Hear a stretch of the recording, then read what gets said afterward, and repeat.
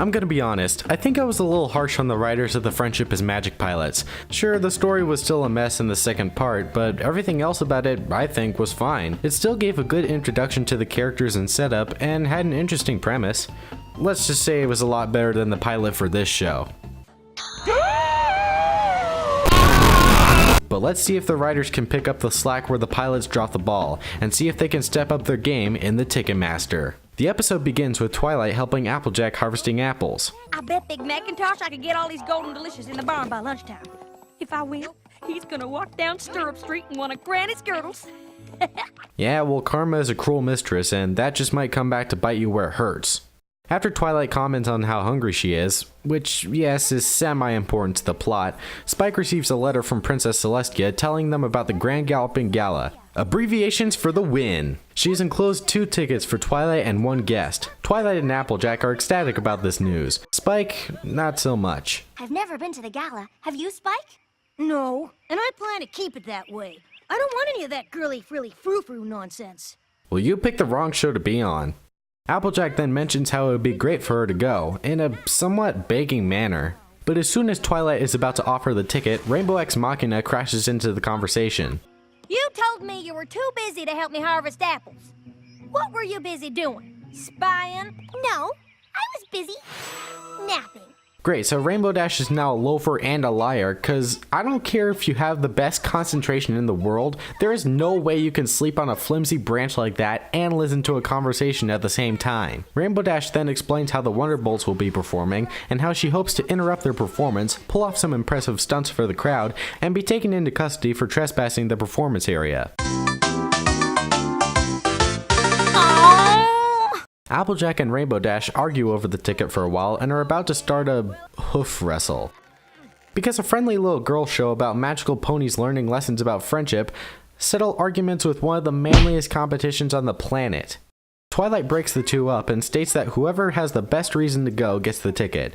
Now, of course, all of this is subjective, but I would think fixing up your family's struggling business is much more important than flying with your idol. But since Twilight is hungry, she goes off to get some lunch in the town when suddenly Pinkie Pie barges in out of nowhere. What was she doing in that building anyway? Practicing her football skills? When she discovers the tickets, she instantly goes into song again. However, this song, unlike the laughter song from last episode, is repetitive and forgettable. And Pinkie wants to go because of a party there. But isn't that what you do for a living? This is like the definition of a workaholic. Oh looky, Rarity shows up and discovers the tickets.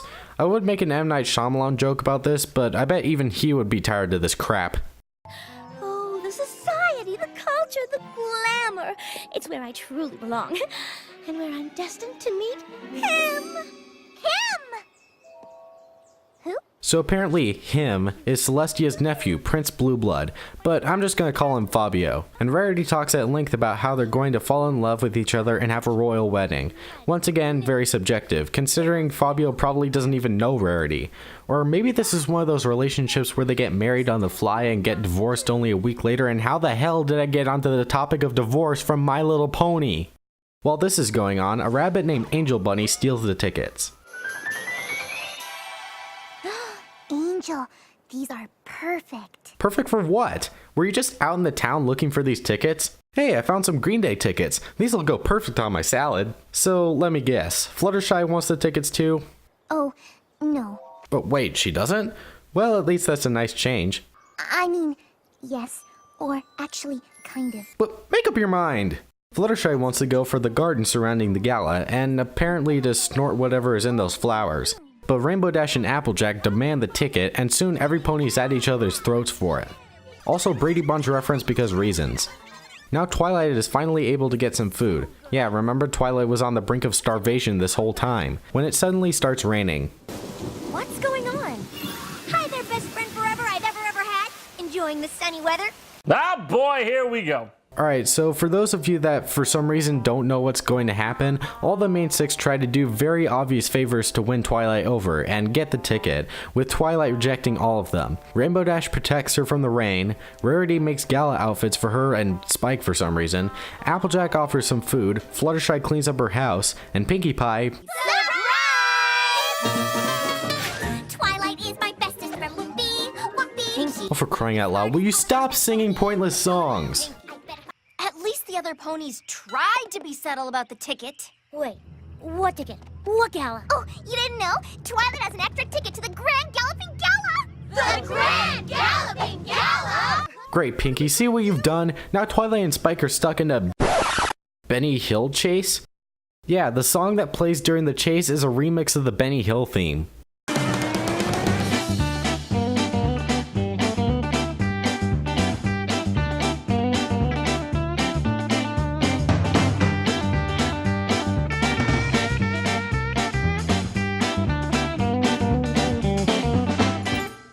Cornered, Twilight decides to teleport herself and Spike back to her house.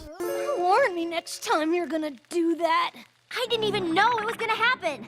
Are you kidding me? You had possibly dozens of spells at your disposal, and the one you randomly picked just so happened to be a teleportation spell? Imagine how this would have ended if it was a completely different spell.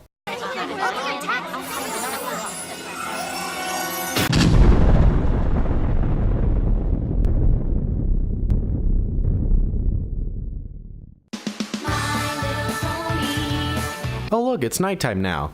I guess Princess Luna is still getting used to the whole controlling the moon and not being evil thing. But Twilight finds the main six at her house and snaps under the pressure of deciding who to give the ticket to.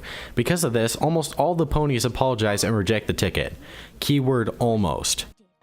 Yes! That means the ticket is mine! I got the ticket! I got the ticket!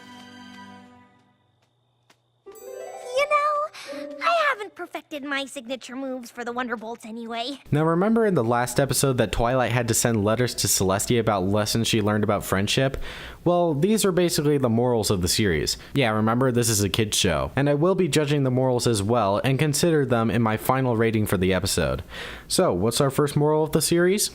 Dear Princess Celestia, I've learned that one of the joys of friendship is sharing your blessings. But when there's not enough blessings to go around, having more than your friends can make you feel pretty awful. That's not a moral, that's just a statement about friendship. If you want if you wanted to make a moral about the conflict in this episode, have it be something like, I don't know, don't be greedy with other people's stuff. So much for the first moral of the series. Along with the letter, Twilight sends back the tickets for the gala. Now you won't get to go to the gala either. Oh, pff, no way. Next thing you'll tell me is that apples grow on trees or something stupid like that. Oh. Well, wallop my wither, Spike. Isn't that just like a boy? Can't handle the least bit of sentiment.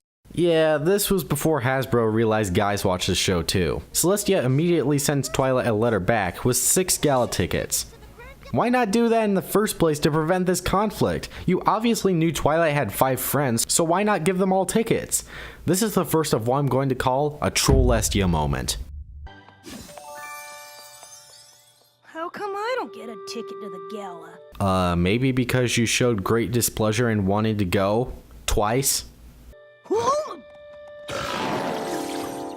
And one for you, Spike. Celestia confirmed to be telepathic. I mean, gross! I have to go too? This show will always confuse me. And that was the Ticketmaster. So, did the episode live up to my expectations? Not really. Especially considering that the last episode had the main six confronting Nightmare Moon, Manticores, trees, but all this episode had was basically the equivalent of some siblings fighting over that golden Skyward Sword Wiimote. Gets a little tiring and annoying after a while. Not to mention how the story basically depended on the characters appearing out of nowhere. But as a standalone episode, I think it was overall solid. The premise itself might not have been interesting, but the humor helped the episode from being completely boring, and it gave a better introduction to our main cast than the pilot did, which I think is what it was trying to achieve in the first place.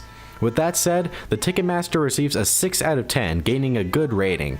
It was far from perfect, but it accomplished what it tried to do. This is JoCoBrony signing off. She's got a ticket to